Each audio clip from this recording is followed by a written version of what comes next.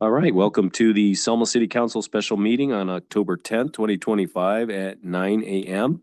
The Selma City Council chambers at 1710 Tucker Street, Selma, California 93662. Teleconference phone number is 301-715-8592. The webinar ID is 891-6864-5005. When on the phone, if you wish to address the council during the public comment portion of the agenda, press star 9 to raise your hand and we will select you from the meeting queue. Press star 6 to unmute and mute yourself. Notice to meeting attendees.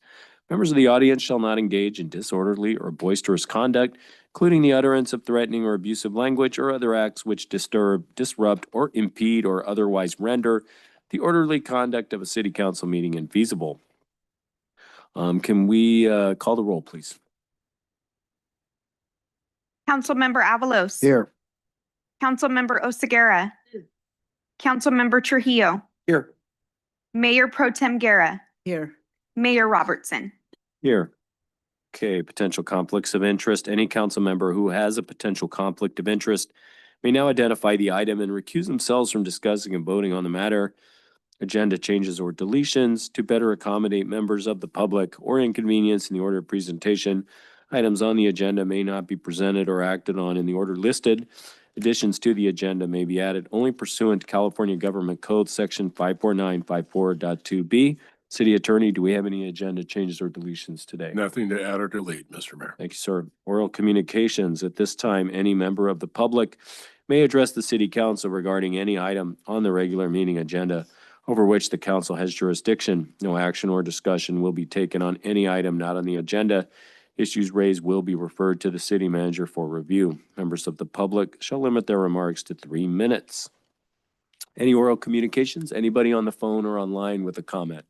Mayor, I see no hands raised at this time. Thank you. We will now move on to the consent calendar. Consideration of actually not the consent calendar. This is going to be an action item. This is a consideration of resolution 2025-100, our awarding contract to Toasted Asphalt Inc. for the Selma Downtown High Street Landscaping Curbs Project, and resolution 2025-101R approving associated budget amendment in the amount of $52,997.60 to fund the project from reserve. City Engineer Horn, do you have a report for us? Good morning, Mayor, members of the council. This item before you is to award the construction project for the curbs and asphalt plug paving at the downtown High Street, where we put the city street, the trees.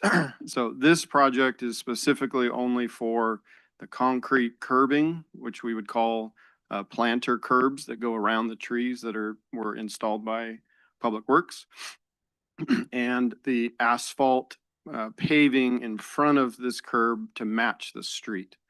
So the project was put out to bid with plans. We received 6 different bids for the work. Our staff reviewed all the bids. The lowest bidder, Toasted Asphalt, is the lowest responsive bidder, has all of his paperwork in order.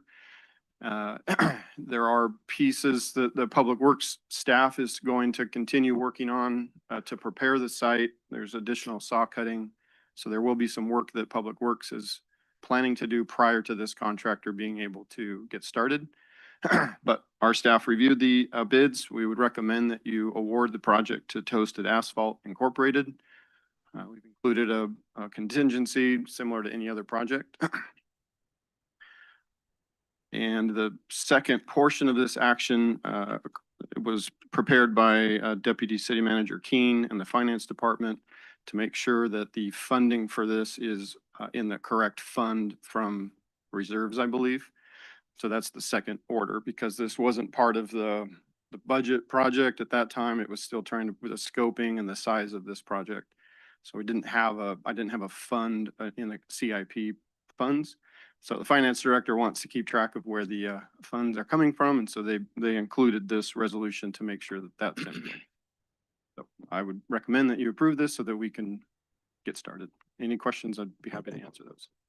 Yeah, on the financial part, why wouldn't it be a CIP from a CIP fund? it wasn't in the budget as a CIP project. Because at that time, my recollection, we were trying to do cafe lights and poles and Zigzag lighting. different pieces, correct. So during the summer, after the budget was approved, the scoping and public works was able to put in trees and do different things. So just getting the curbing done, getting this asphalt done, it wasn't part of the budget. And so when I talked to the finance director and trying to make sure we knew exactly where these funds were coming from, that was the recommendation from her based on how the budget was approved. We go back and get the money out of a street or road project, since it is a street or road project. It would be more applicable, more relevant to one of those funds than it would to the general fund reserve. Right? I'd have to talk to the finance director. Well, and if I could, Mr. Mayor, one thing to keep into to take into consideration here is that when the fiscal budget was generated and approved by council, there had been months of work that went into preparing that budget because city engineer has to pick the projects that we're going to put out for construction for that fiscal year and also figure out, and this is based on Measure C funds that are used mainly. There's some other CBDG and other stuff that plays into that, but he has to not only get those prepared for going to construction and budget that, but he's also budgeting the design for the following fiscal year and the year after that. So it's a 3-year, pretty methodical process to get the budget to that point. If I mean, there are options here, but what happens if we take money that even the 52,000 from current CIP budget, that's going to change possibly construction of a project that's already scheduled for this fiscal year, or it could push one of the other projects that's in the following year or second year design on the CIP. It pushes all of that. So basically it changes the entire CIP that's in the current budget. I totally get that, but it's just, this is not relevant. I mean, it's coming from the reserve to do concrete on a street or road. No, understood. It's just not the correct account to take it out of from an accounting standpoint. Understood. So can I make a recommendation then? Can we bring this back at mid-year to look for refunding the CIP fund at mid-year and making the adjustment so we don't have to push construction of any projects this year or the design for the following 2 years? Is that Absolutely. something Let's just make sure acceptable? that we allocate funds to the right. Question, is there I any, do too. is there any discretionary funds in Measure C monies? explain a little more? Discretionary Well, I meaning mean, what? Meaning that if there's any monies that you can use for whatever you need, whatever you want to use. We don't really have a discretionary fund. There's always rollover balances that will go to the next fiscal year. And there's basically projections of what our next fiscal income from Measure C is looking like. So that's all a part of the algorithm of creating that budget. But there is not really like a reserve or fund that we have for just miscellaneous projects. The other thing is Measure C, there are several funds in Measure C and they're very specific for what you can actually use that, allocate that money from each one of those funds for. So it's a little more restrictive to where it doesn't really allow for just like a reserve fund for miscellaneous projects. It can be done. Again, it's just a matter of him having to move stuff that's going on now and trying to get it back at fiscal. That's what we need to do is ask the finance director to recharge the CIP fund to make sure that these projects are taken out of the right kitty.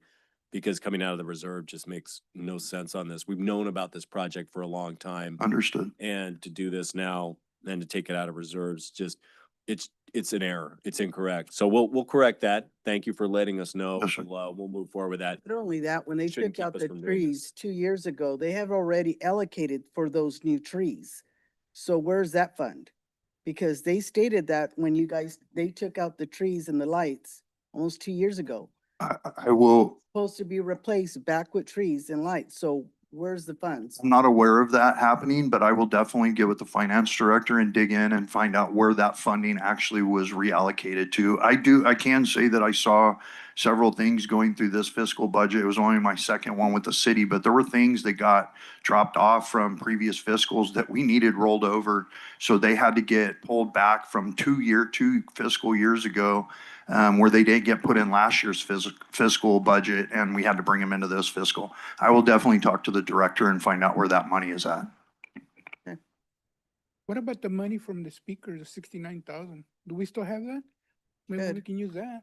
That was allocated, I don't know when, but Part of the downtown project. Yep. Downtown revitalization. I think we need to look at maybe making an account for that, for this in the CIP plan, downtown revitalization. Because it is capital improvement. It's kind of a subcategory of capital improvement.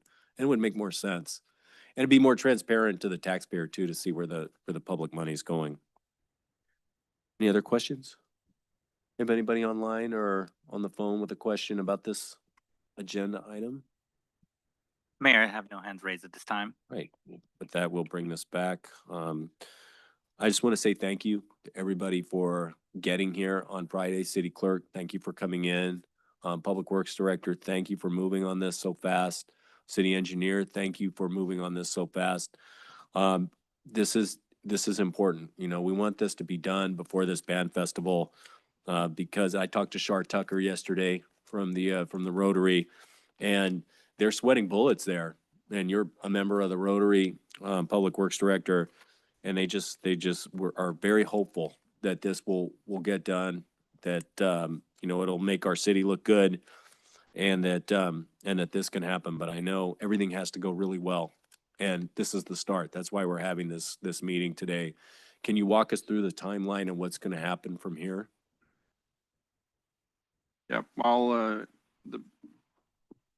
in a normal project, and my recommendations of making sure that we have a project that reduces risk to the city, both financially and from a safety standpoint.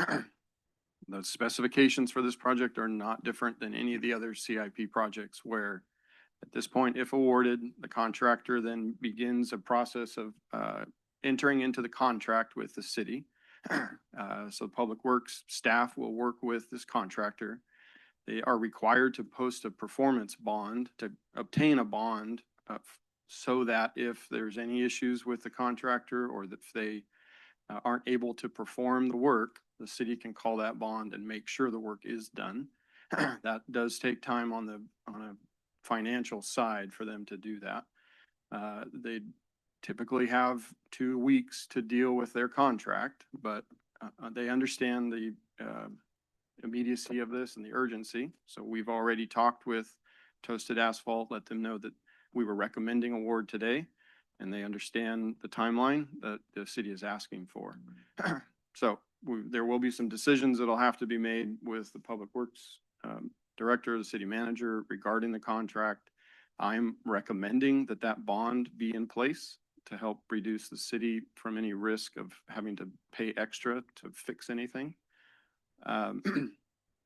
This Public Works Director and their staff does have some more saw cutting to do, because the saw cutting that was done as a minimal as possible to reduce impact to people parking once the trees got put in. So there is some additional saw cutting around the edges and taking out aggregate base and preparing the site for this concrete contractor. So we'll have to work through timing with Public Works on that. The contractor would then mobilize, and he has to submit traffic control documentation to get his encroachment permit, which our staff will do as quickly as possible to review and approve that. Public Works staff issues those encroachment permits. So I'm sure I'll talk to Director Hahn about making sure that encroachment permit can be issued. Then the contractor will mobilize, which means he'll move into High Street. There will be some traffic control, trying to shut down the street so that he can get crews in there. They're responsible for excavating at least under the curb and compacting the soil before they pour the concrete for the curbs. Our office and the city will have a geotechnical engineer ready to come out and do compaction tests on the soil. I'm recommending that we do not allow them to pour the concrete on soil that isn't compacted properly. I have all confidence in this contractor that they'll be able to do that work, but it is a factor of the soil and moisture, and sometimes it takes time to get that right. However, the geotechnical engineer that will be on staff from the city side will take those tests and make sure that that soil is ready for the concrete. At that point, the contractor comes in and puts all the form boards, which is the wood that is going to shape the concrete, all the stakes. So they'll have crews that come in and set all those form boards. And once those are ready, then they'll have the concrete trucks that come down the street and they'll be pouring that curb from one end to the other. In order to get this done as quickly as possible, it is going to take the entire high street probably being shut down in order to allow them to get the work done. We'll deal with that when they submit their traffic control plan. The concrete trucks will come in, they'll pour the concrete, they'll have to finish the concrete. They have to let the concrete set. And it has to set for a certain amount of time so that it's hard enough for people to walk on or be nearby and it holds its shape, all that. If that all goes as planned, they'll take all the form boards off, finish the curbing. Then there is the asphalt in front of the curb that has to be put back. So there'll be the existing street, it'll be saw cut, and then there's enough space for them to build the concrete. That has to go back on the car side will be asphalt. So this contract, per the plan, requires permanent paving. It's per our city standard. The amount of time that you can put that asphalt after the curb is cured, usually is 7 days. So if we don't have enough time before the band festival, there may have to be some other option of temporary asphalt or something that I can talk to the director about that in order to meet the deadline for the band festival. That if that's the case, then Public Works or somebody would have to come back in and remove all that temporary and for the contractor to then come back and place the permanent asphalt. The other issue to consider is once a contractor immobilizes and is in charge of his site, anything that happens in that site is his responsibility. As soon as we allow them to leave and the public to walk around the site, they're no longer responsible for if something breaks or something messes with the concrete. Yeah, if we haven't issued a notice of completion or a punch list, that contractor is no longer liable for that. So if something happens to the concrete and we notice it after the public has access to it, there will be additional cost for him to come back in and fix something that we want to be a good permanent surface, a good, the curbing. So that, my recommendation is to not let the contractor leave the site until we've verified and accepted the work. That usually takes time, but with this timeline, if that's not possible, we just have to realize that there's a risk that there may be additional cost if something is is damaged or messed up for the curbing, and the contractor would come back and fix it. So We started with $570,000 to do the zigzag lighting, and we're down to 50 grand for this. So we definitely there's no additional money there, but it's going to be a lot less money than we originally envisioned for this project to get done. So I think that mandates looking at getting this project done along the original timeline. And they're gonna have to close the street anyway, right? For concrete. It would happen anyway. So, it's regrettable. I'm on High Street. We're on High Street. Mayor Pro Tem and I, the council member has a tenant on High Street. We don't want to close High Street down, but the benefit of closing it down and making our downtown look better again is much more than the temporary inconvenience of closing that street down. And to that note, in the specifications, there is a notice requirement that the contractor is required to notice any properties. That's really important. So Let that- everybody know on High Street who's affected by Right. that. So that'll happen, but if we need to try and expedite this project, I you know, think- as far as a pre-construction meeting is usually where we go over that, which is usually after the contract. So there's a lot that's gonna have to happen in order to make this finished. I think if you can collaborate with that pre-construction meeting and do the logistics, I think I think that would entice them, because I know that a lot of contractors, when we go to that pre-bid, they're always thinking about the customer, right? The people, but if you can coordinate that and we can coordinate that to go talk to the public or the vendors and tell them, you know, hey, we're gonna shut down for a couple of days, that actually makes it even expedites it, because if you can bring 6 trucks at the same time versus you gotta bring one, and the logistics is really hard on that. So it would be really good if you can interpret that. The other one is, who is the company that the city acquires or hires for the soil We reach out to a couple different technical? firms that is run through our office. And our construction management staff has already contacted that's good. geotechnical.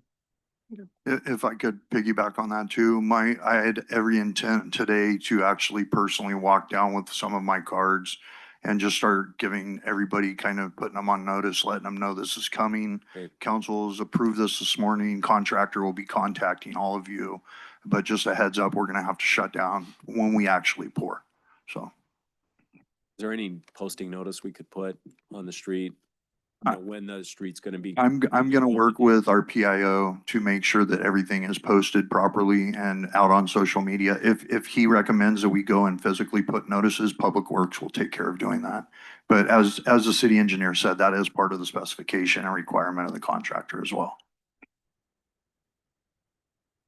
Would be, is, I think the Fox Drugs and the restaurant and the people that have, it would be really, really. I've already, from the work that's already been done, I have a good list of who I really need to focus on, but I'm gonna personally go down and talk to every one of the businesses on both sides of the street. So I'll see you two later. We'll be talking to him too. Give notice now. All right. Give We'll re- notice. Good We'll notice. review the traffic control plan, but we'll require that the pedestrian access is still open. Great. So the road won't be shut down to pedestrians, just to cars. Okay, is there a motion to approve this resolution? I'll make a motion. And the second resolution, both resolutions? Okay. Call the roll, please. Mayor Pro Tem Guerra, Yes. Councilmember Oseguera, Yes. Councilmember Avalos, Yes. Councilmember Trujillo, Yes. Mayor Robertson. Yes. Okay. Let's get this done. All right. And with that, we are going to, that is our one and only topic. So we're going to adjourn the meeting. Thank you, everybody, for coming out today. Appreciate it.